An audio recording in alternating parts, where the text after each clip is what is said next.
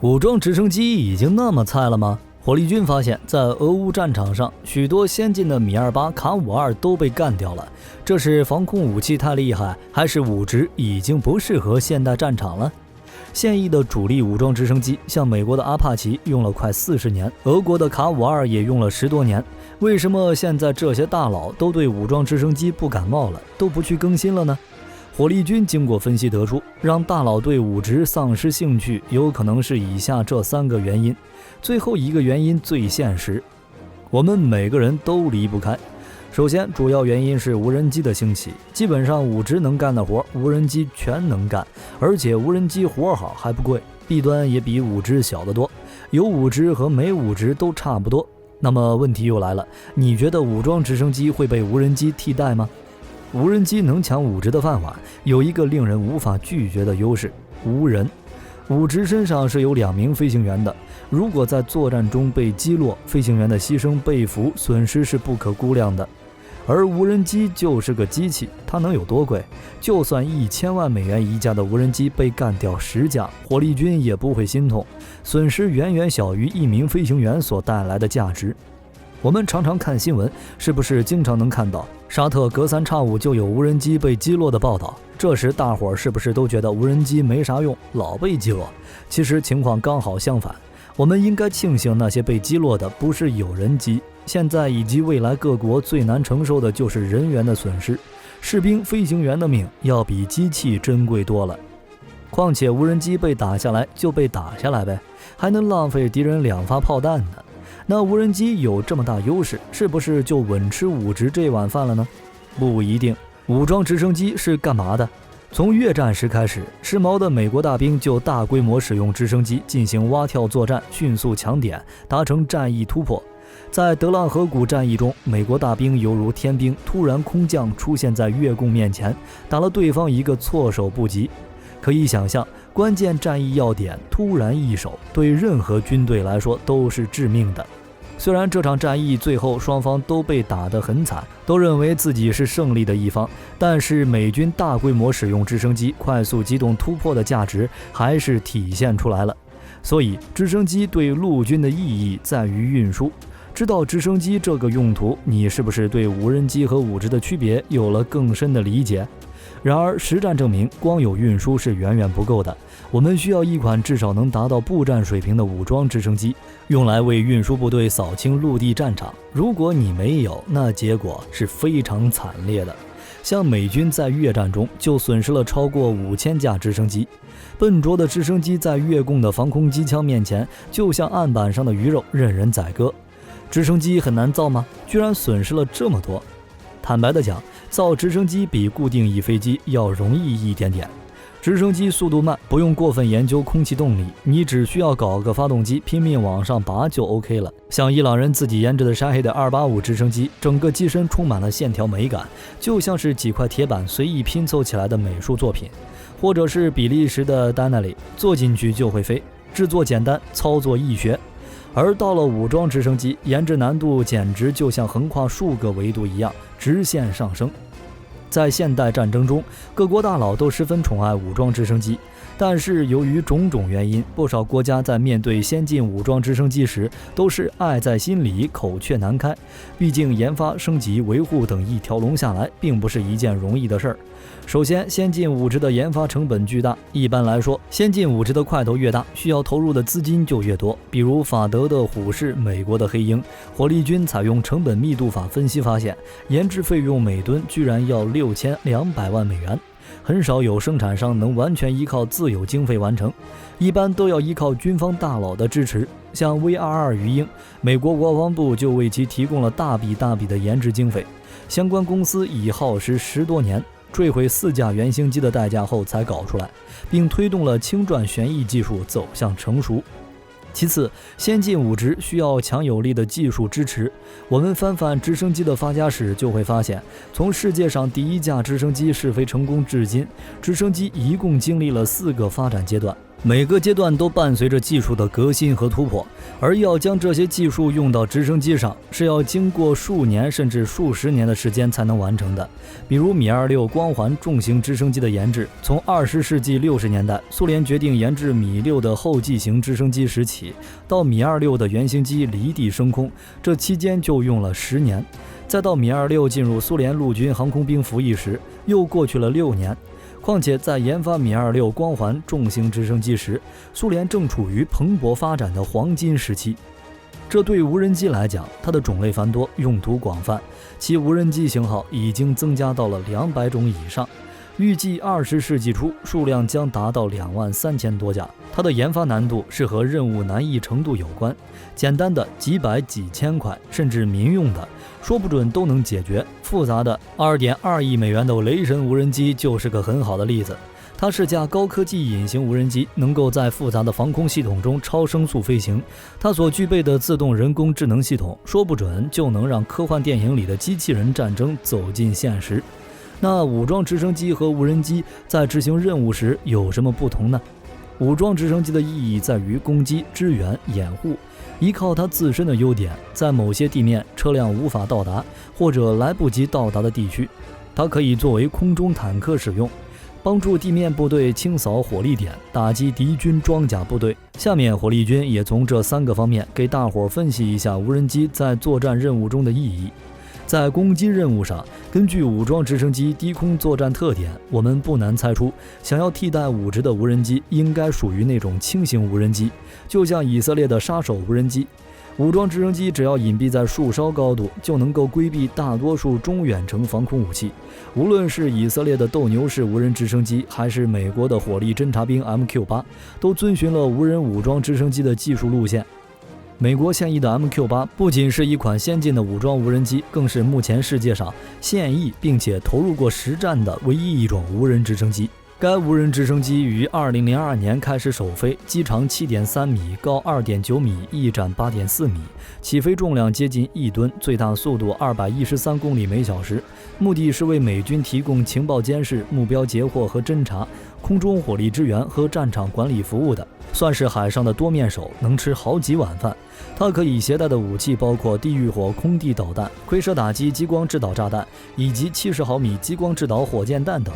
目前该无人直升机已经发展出了 A、B、C 3种型号，正处于试装阶段的 C 型，其最大起飞重量达到了2.7吨，配备了功率更大的涡轴发动机，最大载荷由 A 型的100多公斤增加到了450公斤，滞空时间也超过了12个小时，整体性能可以满足美国海军未来的作战需求。按照计划，该无人直升机将在不久后进行批量生产，并装备美国海军。美国海军如虎添翼，又再次稳固了自身的地位。支援任务比单纯的攻击任务要复杂一些，攻击你只需要考虑敌我，炸完我就跑。但支援任务就需要和友军联络，需要一定的滞空时间。也就是说，无人机有可能需要暴露在敌军面前，用自身火力去压制敌军，为友军打开局面。说到了支援火力，在便携式武器里，有谁能比得过迫击炮呢？等你无人机要飞上天时，迫击炮早就打出好几轮了。当然，无人机也不是穷光蛋，它身上也有好东西。像这些无人机上会携带光电探头，只要简单整合激光指示功能，哪里有人点哪里，马上就会有激光制导的炮弹飞过去。在这种时候，侦察和定位功能其实比携带武器更为重要。当然也有一些特例，比如叙利亚战场的实际情况，由于缺乏足够的精确炮兵火力，同时直射火力平台，也容易遭到反坦克导弹的攻击。因此，叙利亚政府军就很喜欢用无人机携带炸弹去寻找狙击手和反坦克导弹。毕竟，如何把这些快速飞行的小家伙打下来，是一个世界性难题。而且在这次的俄乌战场上，不也出现了民用无人机炸弹吗？在掩护任务中，无论是对地攻击还是掩护步兵，无人机都要比直升机更灵活、更隐蔽，优势更大。只要无人机群能为陆航旅打开着陆场，5直基本上就可以下课了。但偏偏在这件事上，无人机是有短板的，那就是航程。我们平时觉得直升机滞空时间长，是因为直升机部署的位置靠前，需要提前去侦察，随后才是强击机从后方的机场出动。以后无人直升机的部署位置肯定要比武直还要靠前，因为需要大航程。无人机虽然省掉了驾驶员的重量，但目前来说，在航程上与武装直升机相比，相差还是太远。美国的阿帕奇航程在1900公里，而 MQ-8 无人直升机的航程只有200公里。如果是放在一线对地对海支援上还好，一旦需要掩护运输直升机群长途奔袭，无人机航程的缺陷就会暴露。那如果换成捕食者系列的无人机可以吗？可以是可以，只要你不心疼就好。像 MQ-9A， 这是一种中高空长航时无人机系统，具有持久留空能力，主要用作针对关键时间敏感目标的打击。其机翼下面设置有6个挂点，具有多种挂载方案。但 MQ-9B 太大，容易被击落，到时可能会心疼一阵，没有直接出动武装直升机来得实在。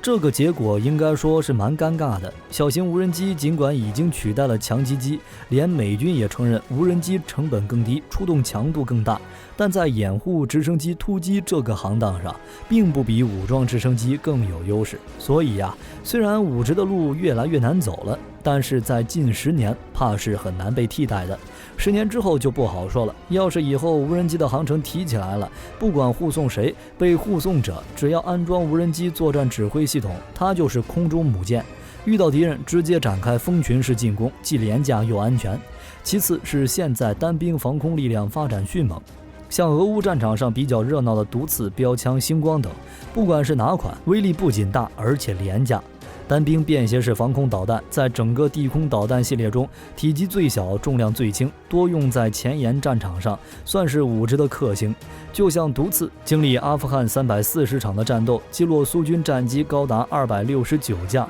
击杀率约为79%。这样恐怖的飞机击杀率让毒刺导弹一下子名声鹊起，成为了飞机杀手的代名词。当时苏军先进的米24武装直升机和苏25攻击机造价动辄约1000万美元左右，更不要说大量训练有素的飞行员。而一枚毒刺导弹只需要约4万美元，而且操作相对简单，人员易于培训。阿富汗武装通过这样的低成本与高回报，让苏军战机在阿富汗山谷深陷战争泥潭。所以军事大佬们都不愿意研制新式武直。最后最现实的原因是金钱。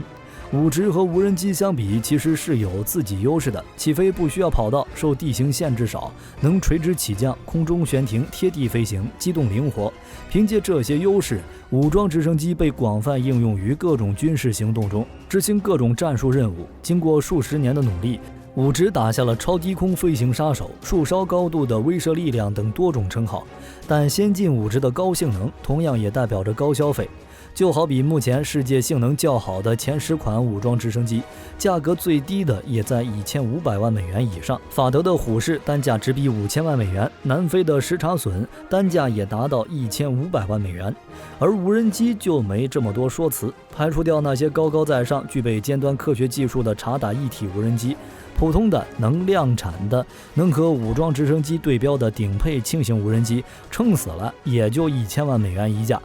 我们算一笔账，一架武直我们按2000万美元算，一名空军飞行员价值1亿美元。现在开直升机就打8折，按8000万美元算，2个人就是1亿6千万美元。算上直升机，总价值1亿8千万美元。这养一套武直都能买18架顶配的轻型无人机，而且武直被击落，不但1亿8千万血本无归，这死了人还会有很深的政治影响，不划算，麻烦还多。因此大佬们才不愿意继续研发新式的武直。那未来武直会是什么样，以及未来无人作战会是什么样，现在不比以前了。对于新一代军用直升机，都是奔着更高速、远航程、更安全、无人化等目标去的。这也意味着相关研究经费和技术都面临着不小的压力。美国当年在阿帕奇之后，其实还研究过一款科曼奇隐身武装直升机，只不过后来取消了。官方给出的理由，火力军觉得没啥说服力，估计是看到了无人机的未来趋势，顿时觉得科曼奇的主要功能隐身侦察没啥用了，就取消了。其实早在20-30年前，前沿的科技人员就应该明白，无人是未来的趋势，不光是天上飞的战机，地面、水面、水下趋势都是无人化。这也是为啥各国大佬都没有继续开展新式武直研究的原因之一。无人机和武直相比，好处多多。武直唯一的优势是垂直起降，但这个问题是能解决的。首先，很多国家不差那点地盘，无人机不需要多长的跑道，能起降无人机的机场、公路有的是。工兵造供无人机起降的机场根本不是问题。无人机没有人，没有座椅，没有救生保障设备，没有操控台，它的体积比有人机小很多。如果按卡五二的火力设计一款无人机，挂16枚反坦克导弹，再来2个蜂巢火箭发射器，机炮免了，它的体积也就是卡五二的1/3。搭载一架卡五二的空间就能装3架，火力翻3倍。很多人相中卡五二的火力猛，都什么年代了？现在讲究的小飞机、蜂群，傻大黑粗的卡五二在天上和漫天的小无人机比，根本就是2个时代。现实摆在这里，现在各国都在走无人机路线，而且俄罗斯之前就被爆出正在建造多种新型无人机，其中包括重型无人轰炸机、远程无人侦察机，以及用于第4代增强版战斗机和第5代战斗机的无人机僚机。其中最有发展前景的，火力军觉得当属俄罗斯正在研制的一款无人机天狼星无人攻击机。按照俄罗斯的要求，天狼星有3大过人之处。首先，天狼星将是一款远程中高级无人机，在满载情况下都可以续航40小时，配备的2台涡轮螺旋桨发动机能让它的作战半径达到1000公里，而且它还能以每秒16兆的高速实时传输高清图像和数据。其次，天狼星的飞行载荷可达450公斤，能装下差不多8个火力军，外挂战斗核载总质量为300公斤，可携带多枚空地导弹和高精度滑翔制导炸弹，包括重达100公斤的空对地导弹、UPAB-50 滑翔炸弹、KAB-100 航空炸弹和 FAB-100 高爆航空炸弹，以及 RBC-500U 自由落体炸弹等。总之，种类是多种多样，不愁你挑的。最后，天狼星具备卫星通信以及与有人驾驶飞机相互协同的能力，机身安装有数据交换设备，并配有加密和抗干扰系统，基本上算是无人机里的扛把子。俄罗斯说今年要首飞，也不知道会不会延迟。火力军觉得人机协同同样也是未来战场上无人机参与作战行动的一种典型应用方式。从当前无人机的技术水平来看，拥有察打一体能力的无人机型号还不多。现代战场变幻莫测，信息瞬息万变，军用无人机的发展还不足以替代人的思维来判断作战环境。因此，常常运用的方式是有人机与无人机协同实施作战行动。具体作战过程中，为提高作战效能，通过人在回路的指挥与决策，让无人机扮演侦察机角色。根据无人机回传的信息，有人机进行火力支援及其他军事行动，二者密切配合，优势互补，共同完成任务，为能在未来信息化战争中夺取制胜权。各主要军事强国都在积极发展军用无人机技术，使其成为了当前军事力量角逐的一个热点。可以预见，未来作战中，无人机将在各领域发挥越来越多的作用，特别是在隐蔽侦察监视、重点攻击、诱敌欺骗和对敌干扰等方面，无人机将成为未来战场无可替代的首选作战装备。对无人机技术和未来作战应用的相关研究也将不断掀起新的热潮。好了，关于武直为什么不更新了和未来无人机作战，火力军已经将自己的看法表述完成了，可能有片面的地方，欢迎您来指正，同时也欢迎您留下你的看法。喜欢热舞的朋友请点点关注，本期视频内容就到这里，我们下期再见。